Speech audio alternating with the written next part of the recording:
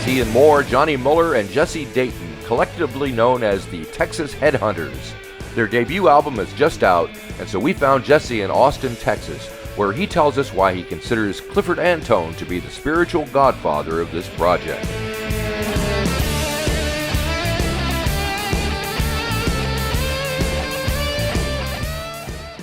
I had done that record with Samantha Fish, and Samantha and I had spent 17 months together, flying around the world. And, you know, it was at that point, it was the most successful record either one of us had done.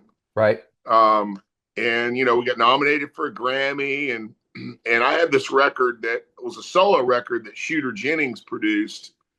And, you know, we were kind of thinking, what was I going to do next? And me and my manager were talking. He was like, you know, he's got this really thick New Orleans accent. He's like, y'all got to get something together down in Texas, get that blues sound, man. And I was like, yeah, I'll call Johnny Moeller and Ian Moore, because I had been listening to this record called Showdown from the 80s. Right. It was a blues record. It had Robert Cray, Albert Collins, and Johnny Copeland. Not bad. And it was all three of them. And then there was another record out of Austin called Big Guitars from Texas that had Don Leddy and a bunch of other, you know, cool players on it. And, you know, the thing about me and Ian and Johnny is we were all discovered by Clifford Antone when we were kids. Cool. So we've all known each other. You know, Clifford I think Johnny's dad dropped him off at the club when he was like 16. You know, Johnny was from like North Texas. Right. And then he found me when I was 15 in a club in Beaumont, Texas on the Louisiana border. And then he of course he was good friends with Ian's dad. And so, you know, I think Ian knew him like since he was a little kid. Like, gotcha. Yeah. Yeah. So that's kind of, you know, the backstory on it. So a lot of this stuff is also for, you know, the memory of Clifford. Cool. Yep. Because Antone's is the place to go. Really, I've been there a few times back in the day. Fantastic. Yeah. So when the three of you did get together, what kind of discussion did you have about what kind of record you wanted to make here? Well, it was interesting because we knew we wanted to make a blues-based record. And, you know, for Johnny and Ian, that was no big deal. For me, you know, I've been operating in all these other genres. And, you know, like I said, you know, Clifford found me at a club in Beaumont when I was 15, and he gave me like all these records by all these people who were from around my area. Right. Which was mind-blowing to me. You know, I would have never, if I wouldn't have met Clifford, I would have been a totally different, you know, I would have been just your average kid listening to, you know, Clapton on the radio or whatever. Right. And, you know, he told me, he goes, man, I'm going to give you this record. This is from Slim Harpo. He's right down the road from you in Crowley, Louisiana. And I'm going to give you this, you know, Lightning Hopkins record. And he's from East Texas. I'm going to give you this Mance Lipscomb record. And, you know, all these guys that were like literally a stone's throw away from where I grew up. Crazy. And Johnny Winter, you know, lived 2 blocks away from us. The Winter brothers did.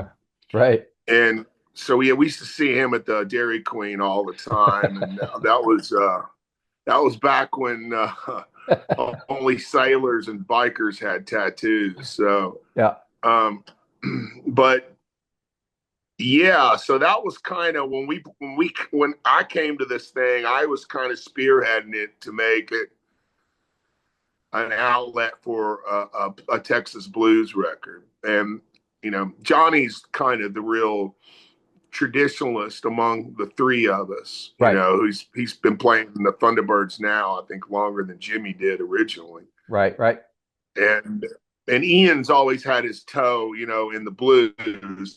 He's a blues based player, but Ian's got all these other rock and psychedelic influences, and Ian was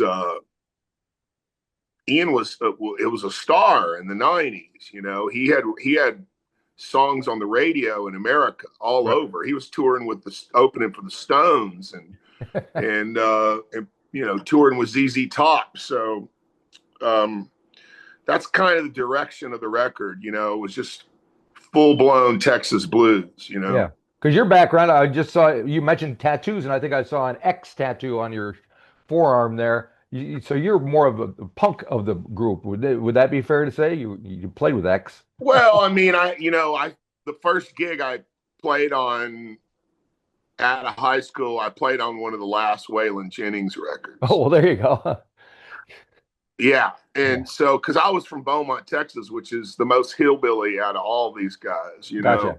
So I grew up, a lot of country music. But, when you say that country music to rock fans, they immediately think the cheesy stuff that came Sure. along later. Yep. Well, But, I grew up in rural Pennsylvania in the 1960s, and I hated country music, or at least I thought I did, because that's, what I, yeah, but now sure. I Well, I love mean, this stuff now, but now you got to get educated. yeah, you do. And, culturally, it's always been a little more right wing. And, Yeah. there's a lot to it, that I didn't care for as a kid, and I rebelled against it. But, Yeah. my parents were going to see Willie and Waylon at the Armadillo World headquarters, which is a very, very different experience, my friend, than going to some uptight country and western show. I mean, Absolutely. everybody was smoking weed, everybody had long hair, people were tripping. There were cowboys, there were Hell's Angels, there were tons of hippies everywhere. And I got that gig with Waylon, and then of course then I went on and I played with Johnny Cash and played with Willie and played with Chris, and ended up playing with all these classic country guys who at that point, this was right before Johnny Cash kind of Rick Rubin kind of Gotcha. Yeah. reinvented Johnny Cash's career. Yep. Yep. Yep. That was before everybody was walking around with Johnny flipping the bird with a shirt on, From San Quentin. Yeah. and and but I had always been, involved in rock and roll and rockabilly and punk rock and all the blues stuff. I was always into, but Sure. Clifford tried to make me a blues star, and I was getting offers to play guitar for people for a lot more money than playing at Tuesday nights at Anton's. Right. Gotcha. Yeah, I hear you. So Uh, I was the least I was the broke kid from the little hillbilly town that needed to go make some money. So but I also played in all black Zydeco bands when I was a kid. The first record I ever played on was a Rock and Doopsie record. oh, geez. All right. That's pretty cool. So on this record, do you guys write the songs together or separate? Do you bring your stuff in that you had laying around? I think one of Maggie went back to Mineola as one of yours. Is that right? Yeah, yeah. That one's got the full on, East Texas ZZ Top Definitely. 70s vibe. We all three of us kneel at the altar of the Reverend Billy Gibbons. She was dancing her way through Dallas, just trying to survive the scene. Saw her in the alley behind the club, left off with some dude in a limousine. Ain't no sense in trying to hold ya, ain't no way we could ever control ya. Maggie moved back to Mineola. He's probably our biggest hero. I mean, especially in Beaumont, because Frank, the drummer, hung out in Beaumont all the time, and we were like, but we all kind of wrote songs ourselves. We brought them to the session, and then we all just played all over each other's songs. Right. So, you hear that lead on Maggie Went Back to Mineola. That's Ian Moore playing the lead. Yeah. And we're not precious about it, and it's a killer show, man. It is. I mean, I can't wait for these blues fans to find out about this record and hear it. Right. Because we're at that age now. We're all I'm in my late 50s. I'm 59, right? Yeah. And we're at that age where we're some of the last guitar players to be influenced by people who grew up right around where we were playing, from the original OG legends. Yep. And to take this music and get those classic sounds. And I'm just excited to get out and play this stuff. Festival promoters are starting to call. They're starting to find out the record comes out this Friday. Yeah. And by the way, great news for us. We recouped our recording budget before the record came out. How'd that happen? You made money? Yeah, or you didn't lose money making music? How is this possible Exactly. in this day and age? What we did was we did limited vinyl, and we did where you could pre-order the record. Right. And we went in and made the record for a pretty good amount of money. I won't disclose that because the label will get pissed off at me. But it was a pretty good amount of money. And they called me like last Friday, and they said, "You're not going to believe this, but you've recouped your record deal for this record already with pre-sales." Nice one. Well, no. So we're super excited about it, and I can't wait for people to see this show. Yeah. So my understanding is you recorded the record in just like about 5 days at Willie Nelson's studio. What were those sessions like? Was it pretty loose? Was it tight? Was it tense? Was it fun? It was very loose, man. It was very loose. I mean, everybody was in the room. We did very few.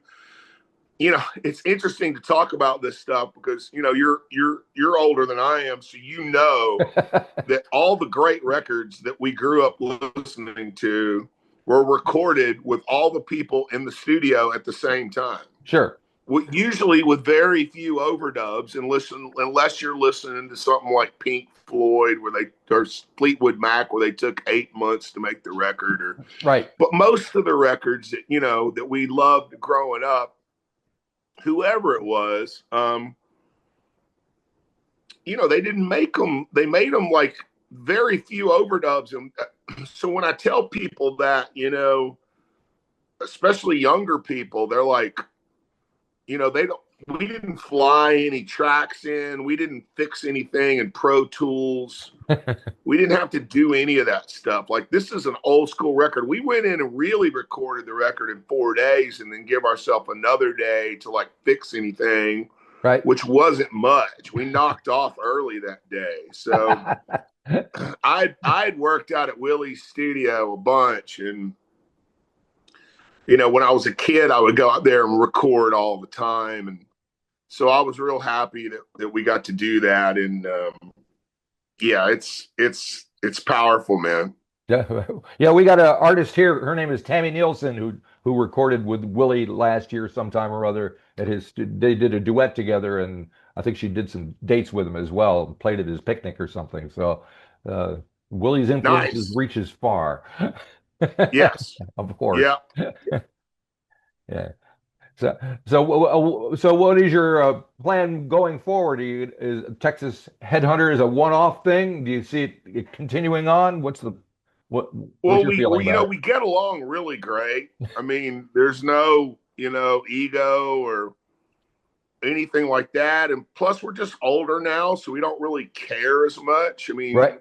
We're not chasing women and going on drug binges, and it's like we're all settled in with our gals and our life, and we're really there to play guitar. So when we're on the stage together, man, it's this healthy competition that we get together, and any night, one of us could just dust the floor with the other two,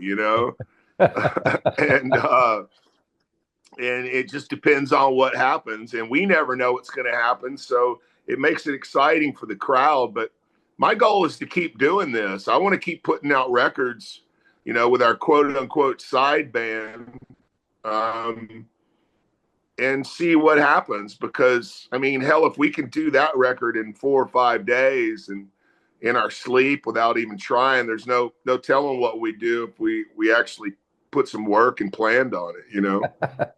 Yeah, well, doesn't sound like a throw off effort. It sounds like just turn it up and have a good time. It's great. I like See Round Corners because it's got kind of 50s R&B feel to it, which is a little bit away from the blues thing. Where did that one come from? Do you know? I'm seeing around corners, baby.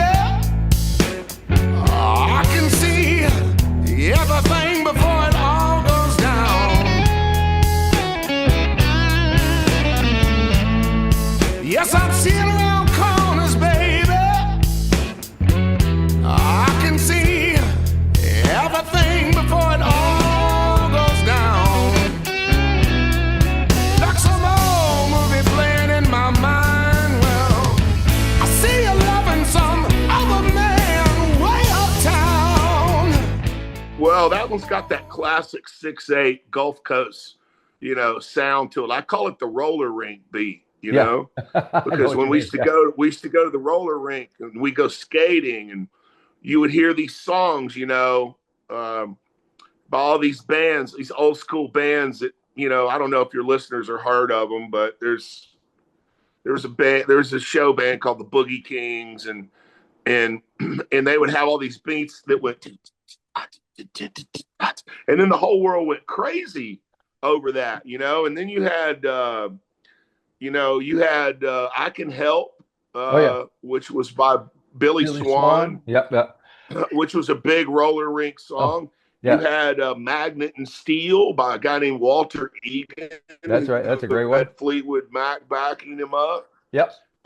You had Let Me Roll It by Paul McCartney, and they were all kind of doing their best, like kind of Cajun swamp pop thing, and, being from Beaumont, I wrote that song. Plus, I just thought the line was cool. I met this old brother, after a show one night, and he was like, "Oh man, I had to run her off, man." I was like, "Why? What happened?" He's like, "Oh man, I got a bad thing. I can see around corners."